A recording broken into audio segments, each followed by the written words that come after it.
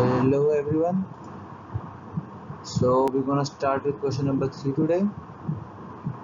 In this question, it says a body of mass m 10 to the power minus 2 kg is moving in a medium and experiences a frictional force F equals to minus kV square.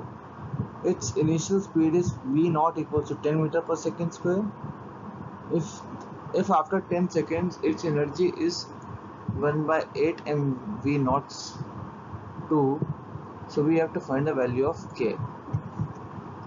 In this question we see k final upon k initial equals to 1 by 8 into mv naught square, which is given in the question, upon 1 by 2 mv naught square, which is equal to 1 by 4.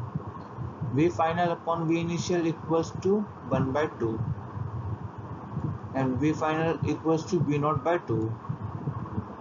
So minus kv square equals to mdv upon dt. So we will integrate from here.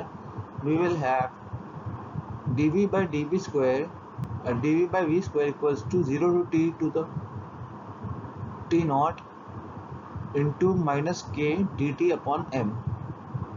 Limits here is v naught to v naught by 2 and 0 to t naught.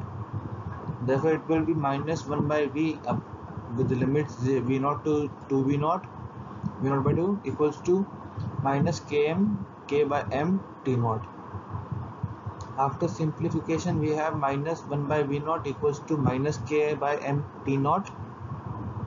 So k equals to m upon v naught t naught, and by putting the values we will have 10 to the power minus 2 upon 10 into 10, which will be 10 to the power minus 4 kg by minus m. Thank you everyone.